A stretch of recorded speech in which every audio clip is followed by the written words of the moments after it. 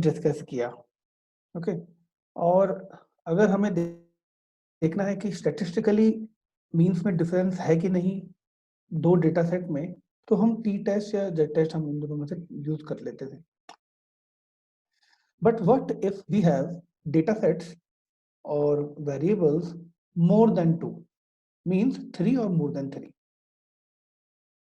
अगर इससे ज्यादा हो तो फिर हम स्टैटिस्टिकली दो से ज्यादा तो हमारा टी टेस्ट भी नहीं कर सकता, तो उस केस में हम यूज करते हैं एनोवा। ओके, सो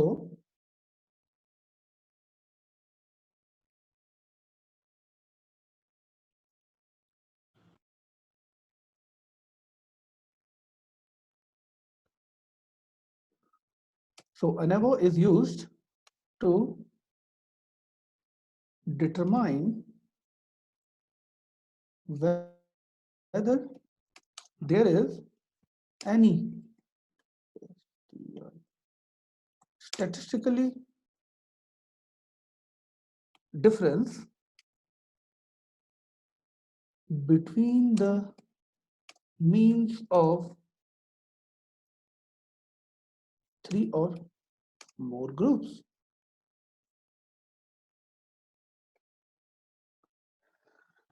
ओके, तो वहाँ हम इस्तेमाल करते हैं स्टैटिस्टिकली डिफरेंस देखने के लिए कि मीन्स दो या दो से ज्यादा ग्रुप्स के बीच में जो मीन्स क्या सेम है, क्या वो डेटा ग्रुप हमारे सिमिलर है या नहीं। Okay, so there are some facts about ANOVA. Number one is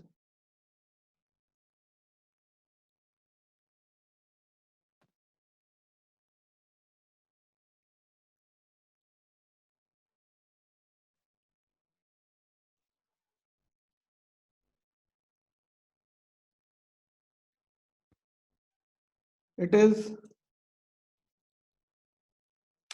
developed by Ronald A. Fisher. Okay, Ronald Fisher ने बनाया था इसको, और कब बनाया था? इन 1920। ठीक है, आज से ठीक 20 साल पहले, सॉरी 100 साल पहले रोनाल्ड फिशर ने एनोवा बनाया था। और आपको पता है हाउ मच टाइम ही टुक टू डेवलप दिस, क्योंकि सबसे पहले तो मीन से ही हम दो डेटा सेट के बीच में डिफरेंस देखते थे, सिग्निफिकेंट डिफरेंस। बट जब दो से ज्यादा करें तो कैसे होगा, उसमें वो आंसर सही नहीं देता। तो इसलिए रोनाल्ड फिशर ने चैलेंज लिया इसको करने का, और उनको 17 ईयर्स लगे, 17 साल लगे उनको एनोवा ढूंढने में कि ऐसा और कौन सा पैरामीटर हो सकता है जो मीन के अलावा काम करे दो या दो से ज्यादा ग्रुप्स में डिफरेंस देखने के लिए। ओके,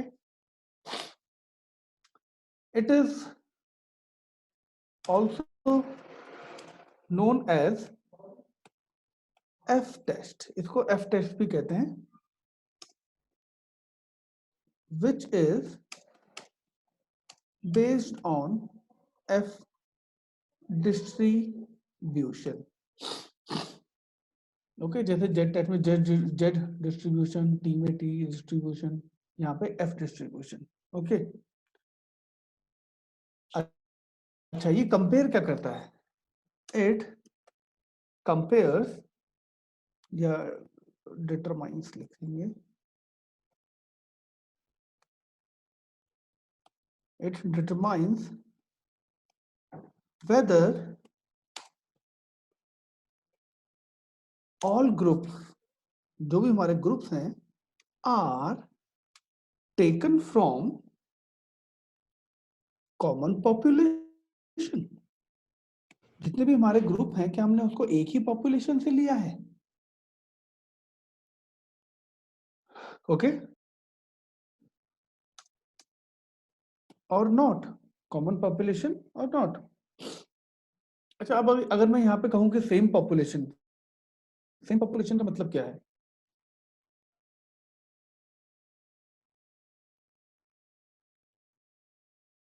सारे लोगों की कैरेक्टरिस्टिक्स सेम होंगे। बिल्कुल सही, बिल्कुल सही। ओके, इसका मतलब हुआ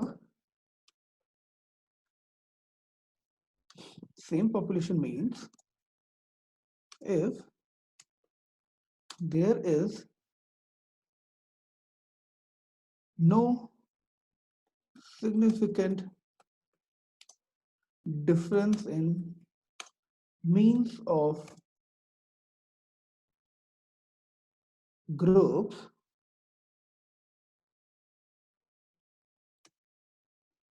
तो हम कह सकते हैं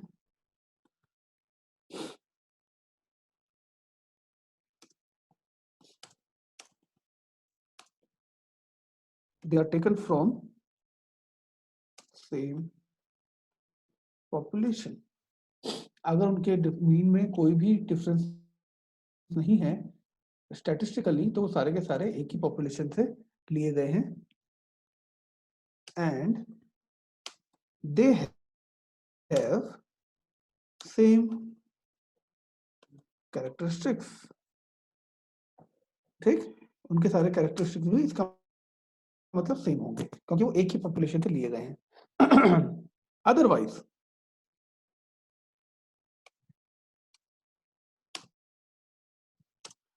we will say the groups are from different population. है, इतना तो क्लियर है, इसमें तो कोई भी टेक्निकल चीज नहीं है. इसमें कोई डाउट है किसी को? No sir. Okay good. तो एक्चुअली हमें इसमें मिलता क्या है?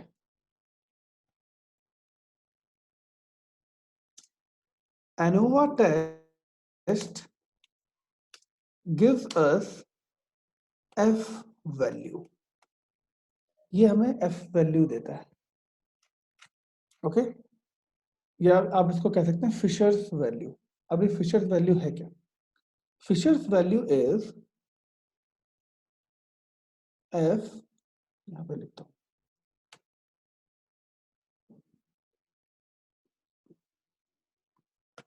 इज इक्वल टू, पहले मैं पूरा ही लिख लेता हूं,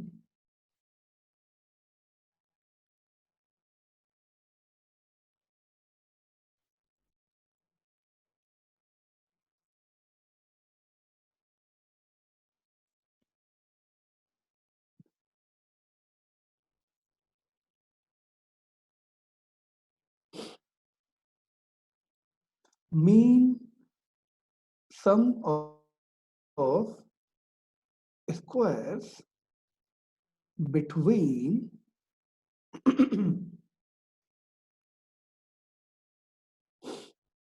और इसको हम ऐसे लिखेंगे, mean sum of square between, in between, and which is divided by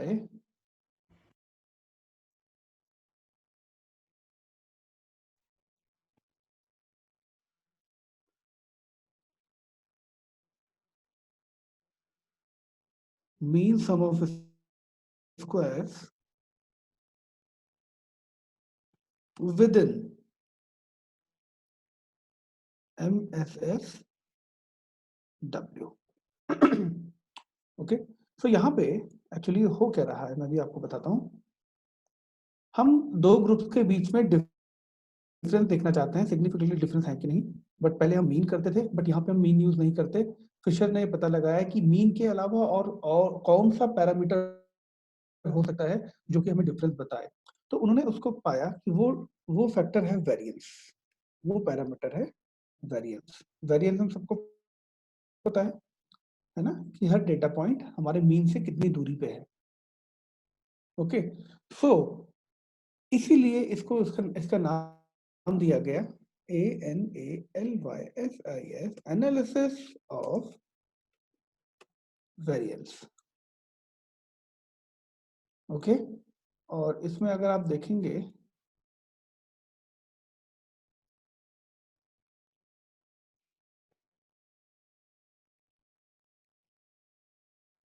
in terms को लिख लिया गया और ये बन गया ANOVA, ANOVA.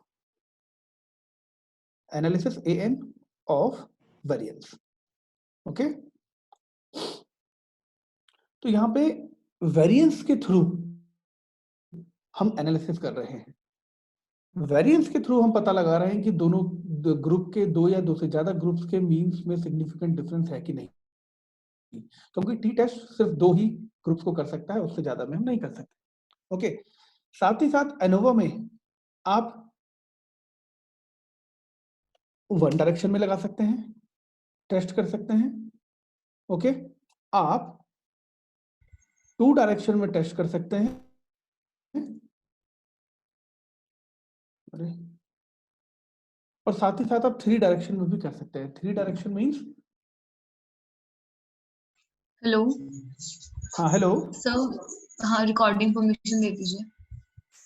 क्या हट गई थी? हाँ ओके ओके ओके,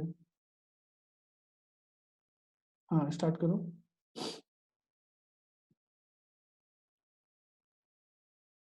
तलविन क्या मिस किया तुमने भी, कि कहाँ से छूटा है? सर, जब आपने अदरवाइज वी विल से लिखा उसके बाद हट गई थी ना। अच्छा अच्छा अच्छा, ओके, तो रिपीट कर देता हूँ कि एनोवा जो टेस्ट है वो हमें एफ वैल्यू मिलती है उससे। ओके, और यही एफ वैल्यू हमारी, फिर हम उसको कंपेयर करते हैं एफ क्रिटिकल से, हमारी मतलब पी वैल्यू हमें मिलती है। फाइनली एफ वैल्यू से हमें पी वैल्यू मिलती है, और उसके बेसिस पे, पी वैल्यू के बेसिस पे हम पता लगाते हैं कि ग्रुप्स जो है वो डिफरेंट है कि नहीं। ओके, तो एफ वैल्यू जो हमें मिलती है वो होती क्या है? एफ वैल्यू होती है mean sum of squares with in,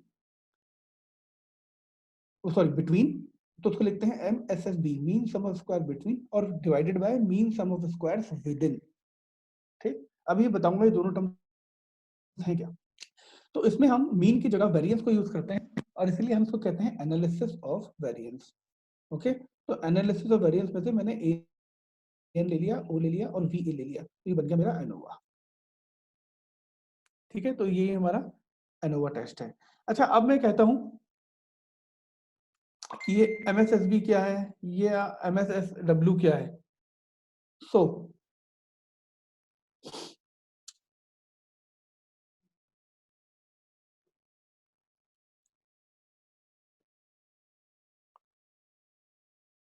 the variation among the observations of each specific group is called internal variation. Okay, it's called internal variation, या फिर हम इसको कह देते हैं विद इन वेरिएशन। ओके, ये नीचे वाला डिनोमिनेटर है जो विद इन। ओके, और जब ऐसे ही हम हर ग्रुप का इंटरनल वेरिएशन ले लेते हैं, उसको सम अप कर देते हैं, the totality of internal variation is called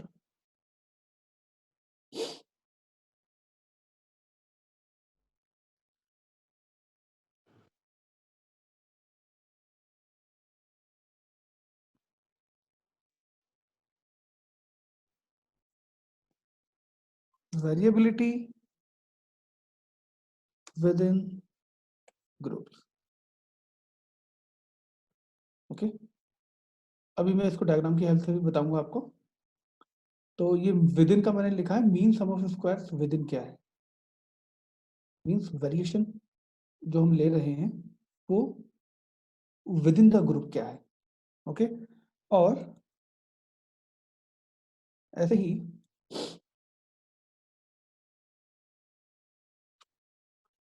the totality of variations from one group to another. Okay,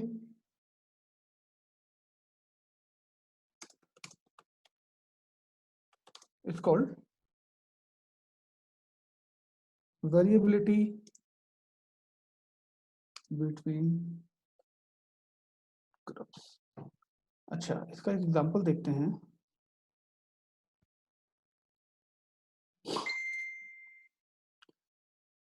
अगर मेरे पास डेटा सेट है, 3 डेटा सेट हैं,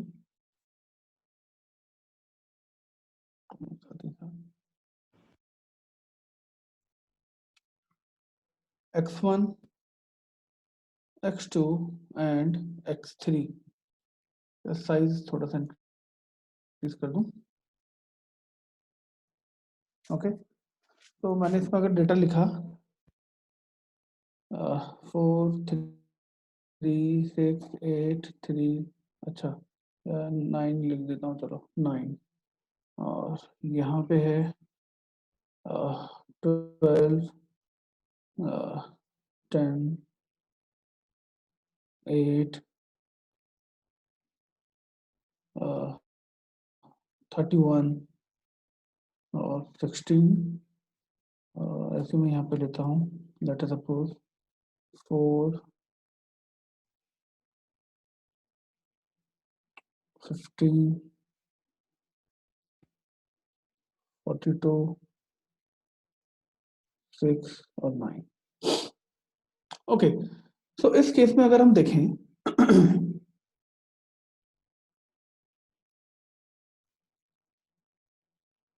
अगर आप सिर्फ x1 को देखें, x1 हम इस ग्रुप को देखें, इस ग्रुप में जो वेरिएशन है with in the group, variation कितना है? अगर हम रेंज के अकॉर्डिंग देखें तो सबसे छोटी वैल्यू है 3 और सबसे बड़ी वैल्यू है 9। तो देखिए वेरिएशन कितना है, 3 से लेकर 9 तक का रेंज हमारी इतनी है। अगर आप x2 में देखें तो सबसे छोटी वैल्यू है 8 और सबसे बड़ी वैल्यू है 31।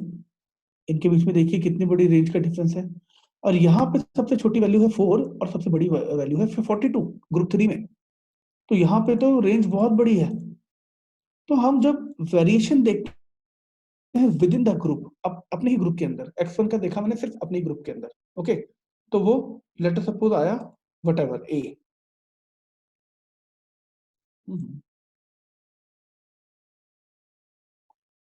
तो वेरिएशन आया a। ऐसे ही मैंने बी ग्रुप के देखा अंदर विद इन द ग्रुप, वो आया b। ऐसे ही सी ग्रुप के अंदर देखा, उसका जो इंटरनल वेरिएशन आया वो आया c।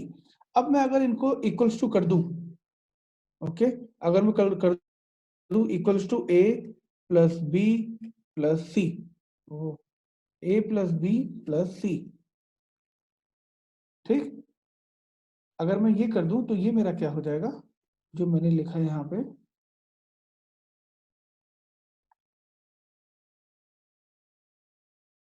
The totality of internal variation, totality मतलब sum of internal variation is called variability within the groups. मैंने जितने भी मेरे वेरिएबल्स थे उन सबके अंदर का जो वेरिएशन था उसको ऐड कर दिया, तो उसको हम कहेंगे variability between sorry with in groups, ठीक है। अच्छा, अब अगर मैं देखूं, ये तो मैंने सिर्फ इंटरनली किया था with in the group, but अगर मैं x1 के जो वेरिएंस है उसको कंपेयर करूं x2 के वेरिएंस से, और फिर उसको कंपेयर करूं x3 के वेरिएंस से, तो जो डिफरेंस आ रहा है उसको हम कहते हैं बिटवीन द ग्रुप्स। ये ऊपर वाला जो हमने लिखा है mean sum of squares between the groups, ठीक है। इसमें कोई डाउट? हेलो,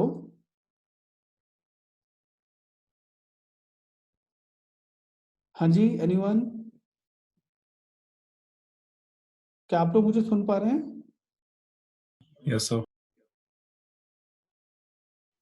तो कोई डाउट है तो बताओ। ये वाला दोबारा समझा दो, जो भी समझाया आपने, ये एक बार रिपीट कर दो। अच्छा, देखो मेरे पास 3 ग्रुप्स हैं, ठीक है, इनको ले लो, ये 3 अलग अलग ग्रुप है मेरे पास, तीनों अलग डेटा सेट है। जब मैं x1 के अंदर ही, सिर्फ x1 के अंदर ये जो मेरे डेटा सेट्स हैं इनका वेरिएंस निकालूंगा, सिर्फ x1 के अंदर, उसको मैं कहूंगा mean sum of squares within, ठीक, मीन सम ऑफ, हाँ विद इन मतलब विद इन अपने ही ग्रुप के अंदर। ऐसे ही फिर मैं x2 का भी निकालूंगा और ऐसे ही x3 का भी निकालूंगा कि अपने अपने ग्रुप के अंदर ही हमारा कितना वेरिएशन है। तो ये तो हो जाएगा डिनोमिनेटर वाला, विद इन वाला। बट जब मैं कंपेयर करूंगा इसका जो भी वेरिएशन आया है उसको मैं कंपेयर कर रहा हूं x2 से या फिर x3 से, ओके, तो उसको मैं कहूंगा mean sum of squares between, कि ग्रुप्स के बीच में आपस में कितना वेरिएशन है, ग्रुप्स में कितना वेरिएशन है। एक तो मैंने इंटरनली किया विद इन द ग्रुप, अपने ही ग्रुप के अंदर, ठीक, और एक मैंने किया ग्रुप के बीच में, ओके सर। है ना। तो जो ग्रुप्स के बीच में हुआ है x1 और x2, x1 को मैंने लेटर सपोज कंपेयर किया x2 और x3 से, तो वो हो गया mean sum of squares between. और जब मैंने सिर्फ x1 के अंदर ही किया अपने ही ग्रुप के अंदर, तो वो आ गया विद इन, उसका मतलब हुआ with in means internal, with in the group, ठीक है। Okay sir. अच्छा, अभी देखो सब समझ में आएगा।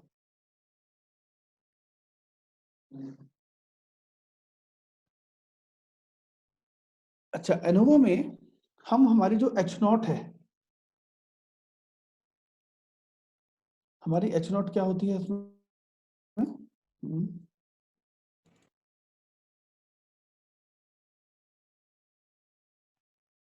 our H0 is there is no significant difference between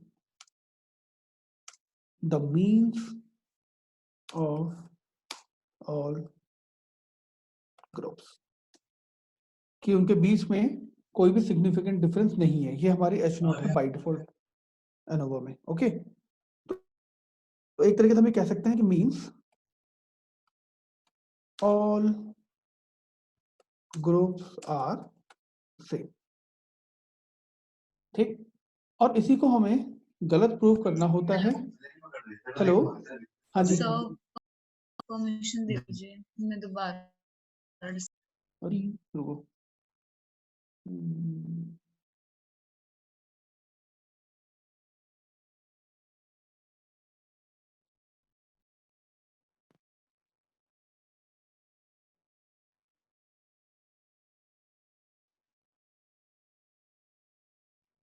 अच्छा, अभी मैसेज आया है कि ये 10 मिनट में मीटिंग बंद हो जाएगी, उन्होंने फ्री वाला बंद कर दिया है शायद।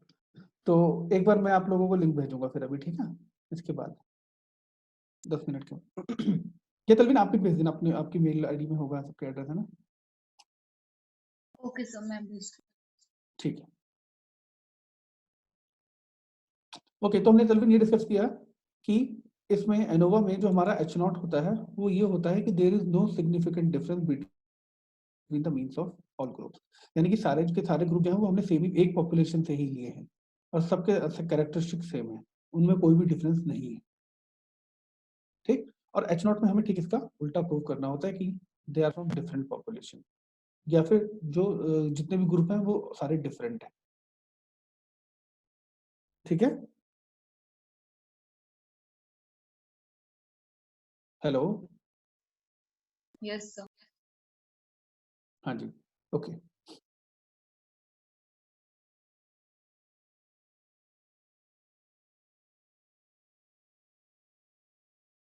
अच्छा, तो इसमें हम तो दिखाता हूँ कि इसकी एनोवा की समरी टेबल कैसी बनेगी।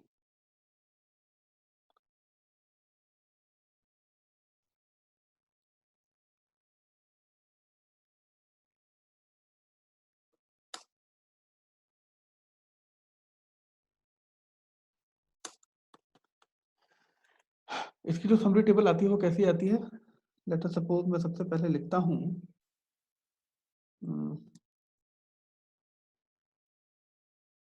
पहले तो मैं टेबल बनाता हूँ। तो 5 6 बनेगी इसमें।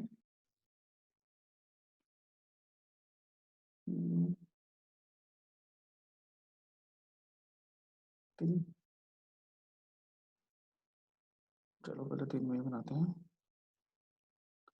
अरे 1 2 3 4 5 6 3।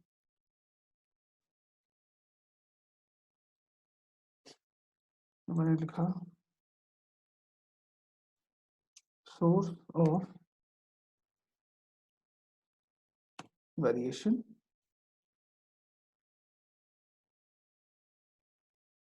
और इसके बाद आएगा हमारा डिग्री ऑफ फ्रीडम, के बाद आएगा सम ऑफ स्क्वायर, ठीक। उसके बाद आ जाएगा मीन सम ऑफ स्क्वायर और इसके बाद आ जाएगा एफ कैलकुलेटेड और लास्ट वाली में आ जाएगी हमारी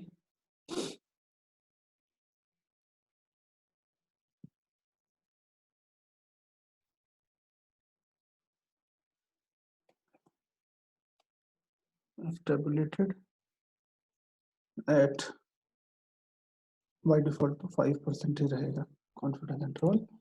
ओके, तो थोड़ा सा इनको मैं डिवाइड कर दूं। अच्छा,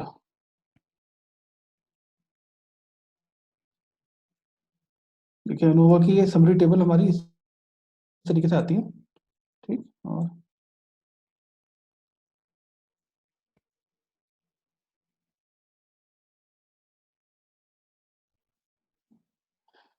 अच्छा जी, सबसे पहले लेते हैं बिटवीन, जो हमने लिखा था कि अगर वेरिएबल्स हैं उनके बिटवीन में हमारा क्या क्या है, सोर्स ऑफ वेरिएशन बिटवीन में देख रहे हैं या फिर हम विद इन में देख रहे हैं।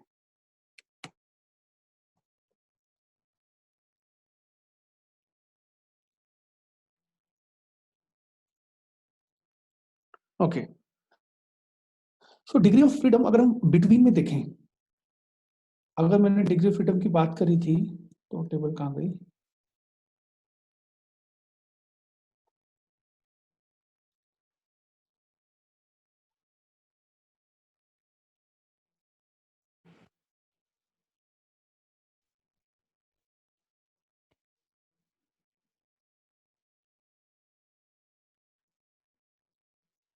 अच्छा, मैंने आपको कहा था कि अगर डिग्री ऑफ फ्रीडम की बात करूंगा बिटवीन, बिटवीन मतलब अगर वेरिएबल्स के बीच में बात करूंगा डिग्री ऑफ फ्रीडम क्या है, तो उसमें उस केस में हमारा क्या हो जाएगा बिटवीन में?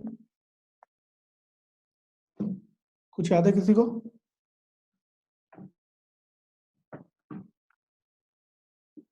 अगर मैं इस वेरिएबल को बाकी के डेटा सेट से कंपेयर कर रहा हूं, अगर मैं सिर्फ x1 को बाकी इनके डेटा सेट से इनसे कंपेयर कर रहा हूं, तो डिग्री ऑफ फ्रीडम क्या होगी?